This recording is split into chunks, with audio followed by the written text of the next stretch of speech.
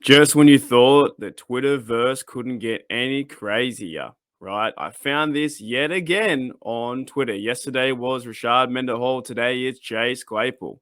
Chase Claypool said via an interview, and I have seen the whole interview, guys, and I will talk about the whole interview with I Am Athlete. It was a pretty good podcast, and I'm not the biggest Chase Claypool fan. However, we need to talk about this because this is crazy. He says here, I know I'm a top three receiver.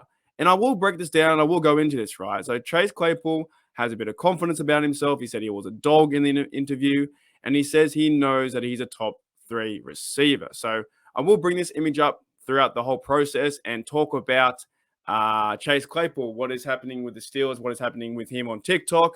I did enjoy the interview with I Am Athlete. I thought it was kind of cool.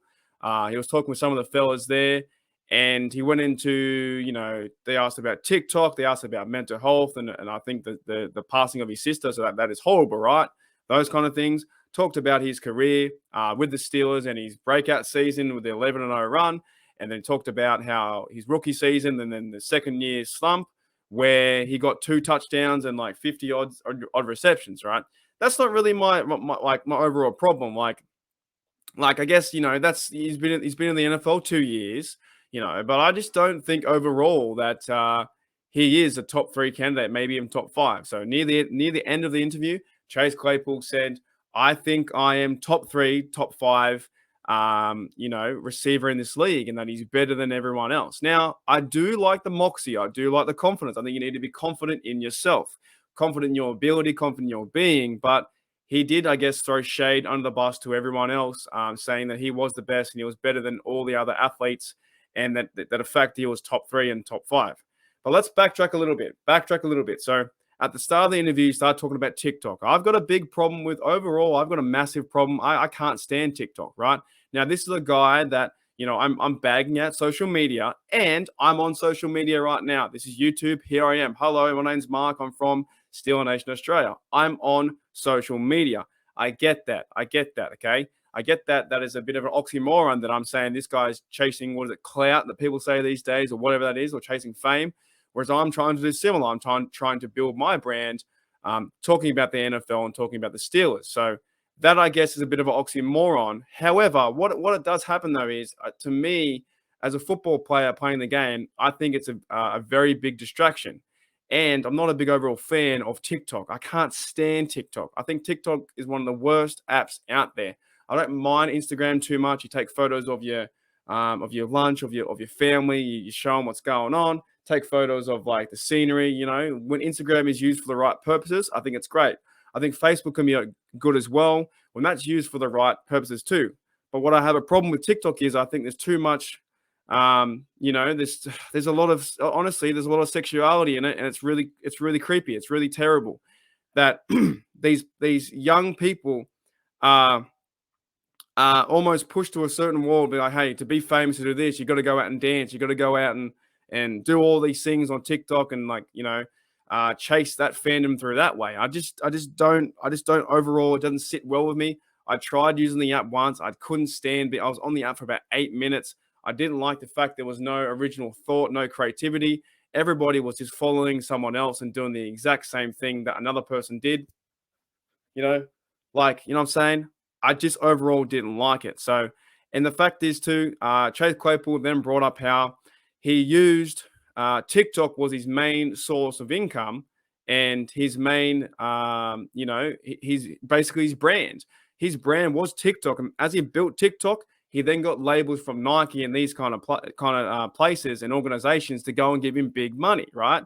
I see a problem in that because you're using the NFL, in my opinion, you're using the NFL to then build another brand to showcase you're bigger and better than the NFL and than the Steelers. E.g., look at Antonio Brown's case, where that guy, you wouldn't even know that he played football years ago. He's just out there doing whatever he's doing, and then TikToks and all that kind of stuff. So, call me old fashioned or call me whatever. I don't know. I don't really care. But what I'm saying is in this interview, it was quite interesting that he was saying how the public perception of Chase Claypool was to do with a lot of hate.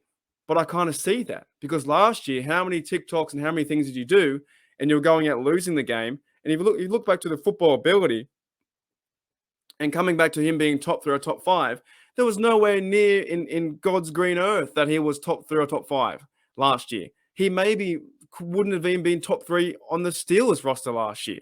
Ray played better than him. Juju was better before he got injured. Deontay Johnson was by far better, right? So, and Muth was even better than Claypool. So, you proclaiming that TikTok had no relevancy over your career or didn't impact is a bit of a punch to the stomach, because I think it did. I think you, by doing TikTok, was a distraction. If that was in the locker room or um, you know um, it's just overall, like, you've got to start to ask yourself, why is Claypool doing this? He's going out there to create the brand and create his TikTok so he can be famous. And if the NFL doesn't work out, if he doesn't really sign big contracts, and because the NFL career is 3 or 4 years, then that's it, right? So yeah, I just don't overall, for the play on the field and for the player that he is. I think we have all rights to the people who don't like Claypool for what I hope he is successful. But for the people who don't like him too much for doing these certain things, I think we have all right to say that, because he's really putting his brand in front of the Pittsburgh Steelers. He's going to work, trying to build his brand up. And if it doesn't work out, he then just falls back into Chase Claypool, the TikToker, dancing star, makes millions of dollars and goes down that route. But if you go back to a football perspective, right? Football perspective, and him being a top three or top five or whatever he said, which is ridiculous. He's not. There's no way he is.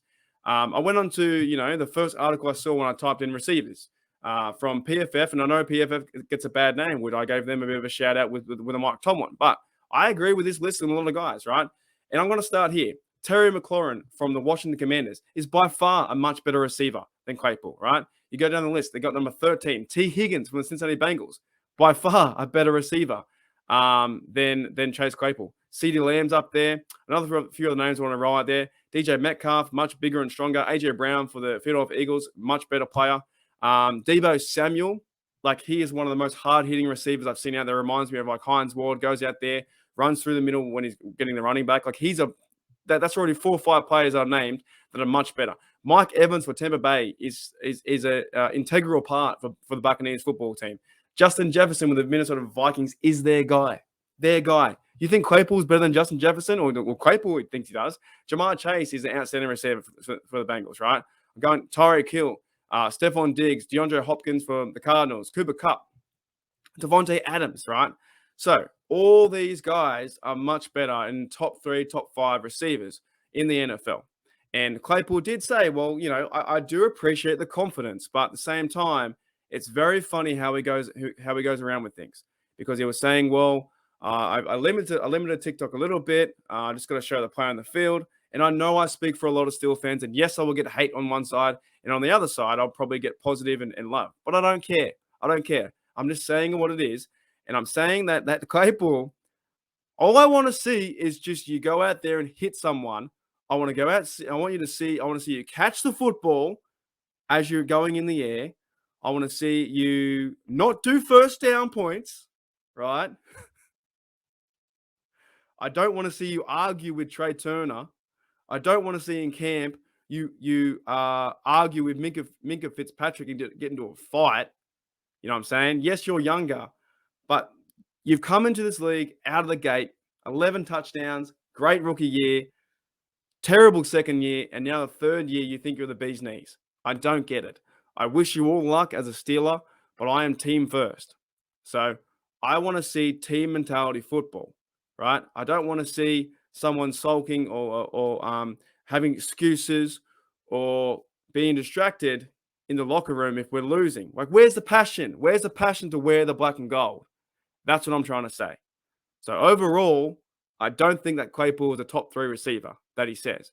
However, I do enjoy the confidence, but there's a certain point they got from my mate Trey from the Minnesota Vikings syndicate, who says there's confidence and there's reality. And the reality is that Chase Claypool is not a top 3, top 5. He would maybe even be pushing top 20. There is no way. I had this also another analogy is I call them true Steelers.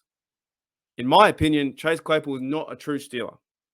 A true Steeler right now is Minka Fitzpatrick, who got signed, Cameron Hayward, TJ Watt, Najee Harris, who's the most humble being maybe ever besides Troy. He is a true Steeler. Chase Claypool, he's building that brand around TikTok, right?